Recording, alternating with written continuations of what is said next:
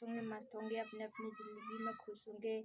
मैं भी जैसे ही खाना वाना खा कर फ्री हुई हूँ, नहा धो के दवाइयाँ भी खाई, थोड़ी सी वो सर्दी है तो मैंने पानी पी लिया, ठंडा खराश हो गया। और हम पढ़ रहे थे थोड़ी सी ये बुक, क्योंकि इसमें मेट्रो का दिया गया है, इसलिए मैं मेट्रो का सोच रही थी मम्मी क्या जाऊँगी तो कैसे जाऊँगी, पता भी नहीं है, ऐसी बात नहीं है, अजीत को लेके साथ में जाऊँगी। बढ़ते हैं आगे। जैसे कि मैं बता रही थी कि मैं पूजा नाम की लड़की से मिलके, फिर मैं गांव से आई थी तब मिली थी उससे, फिर गांव जाने के लिए फिर मैं मिली थी। तो मतलब उस मैडम के पास मैं काम करती थी, जो मैडम, पर वो ना दिल की बहुत साफ अच्छी थी मैडम वो, मैं पर भाभी बोलती थी उससे, भाभी बोलती थी, मैडम मैडम नहीं बोलती थी, भाभी बोलती थी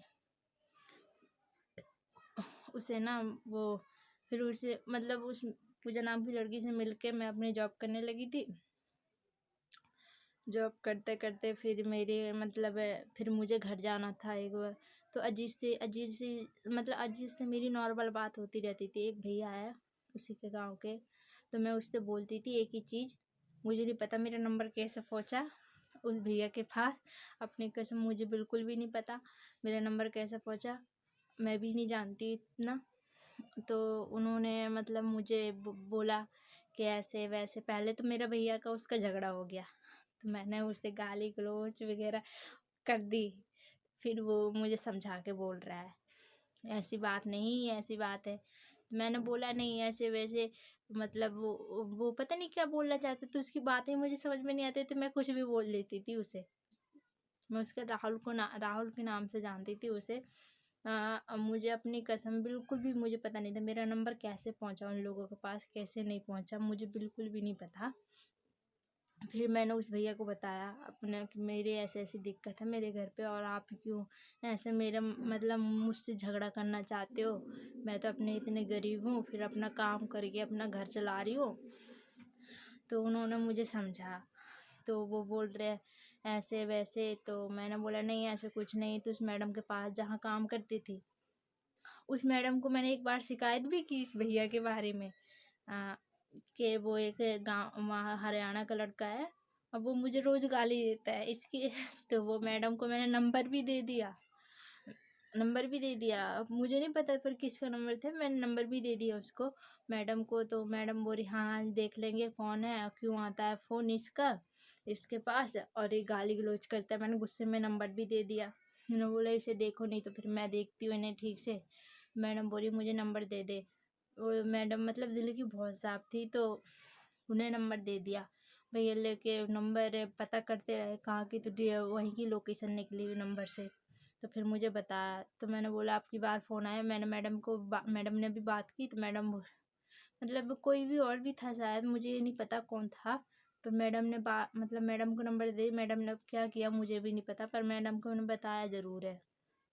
फिर इस भैया का फ़ोन आया, भैया बोल रहे तूने नंबर दे दिया, और ऐसे मैंने हाँ नंबर दिया है मैंने, क्योंकि आप रोज़ मुझे मतलब उसकी एक तो आवाज़ भी समझ नहीं आती थी मुझे, उस भैया की आवाज़ भी समझ में नहीं आती थी क्या बोलते हैं, क्या बोलना चाहते हैं, मुझे लगता था गाली करते हैं, तो मैं भी सीधी गाली गलौज बकती थी कि आपको शर्म नहीं आती, मैं इतने गरीब घर से हूँ और आप लोगों को इतना भी बिल्कुल नहीं समझ है क्या, मुझे मेरे पीछे पड़ गए हाथ धो के।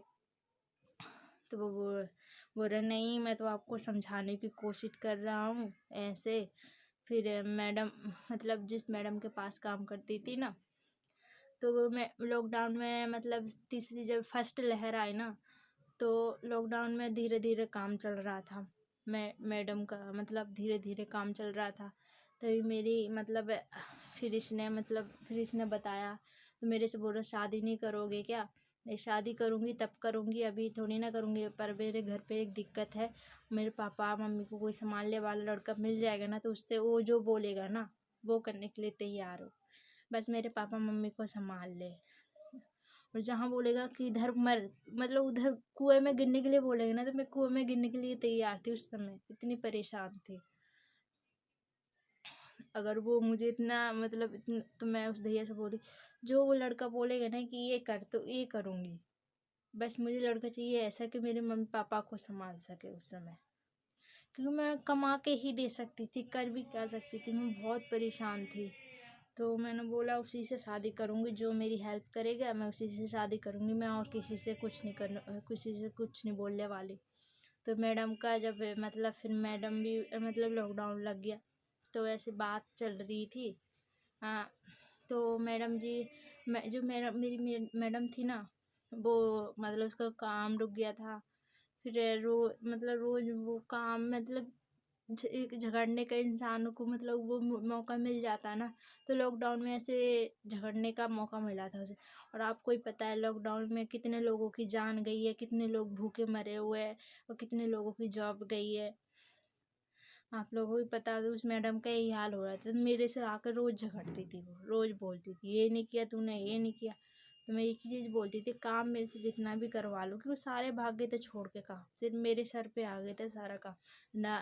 नाइट का भी, दिन का भी, और मतलब हर चीज़ के काम मेरे सर पे आ गए। तो उधर उधर की फैक्ट्री देखना, उधर का पैकिंग करना। तो वो मैडम ऐसी थी, मेरे से रोज झगड़ती थी, रोज रोज। तो मैं भी पक गई थी उसके झगड़े से। तो फिर मतलब अजीत से मेरी बात हुई, तो मुझे घर जाना था, तो मैंने वो मोहन भैया है उन्होंने टिकट करवा के दी। तो अजीत से मेरी नॉर्मल बात होने लगी है, फिर नॉर्मल ही हुई है बिल्कुल। ऐसे वैसे मैंने बताया मैं भगवान पे विश्वास करती है, ऐसे काफ़ी बातें हुई हम लोगों के बीच में, धीरे धीरे ऐसी बातें होने लगी है। तो मेरी मम्मी को भी मतलब फिर मैंने मम्मी से भी बात कराई है, क्योंकि मम्मी से मैं कुछ नहीं छुपाना चाहती थी। धीरे धीरे सब बातें बताना चाहती थी कि मम्मी को मैं कोई बात नहीं छुपाती। मैंने बताया भी ब्लॉग में, मम्मी को कोई भी बात नहीं छुपा पाती हूँ। तो मैंने मम्मी को बताया ऐसे ऐसे बात है। तो मम्मी मम्मी मतलब मम्मी को खुल के नहीं बताया।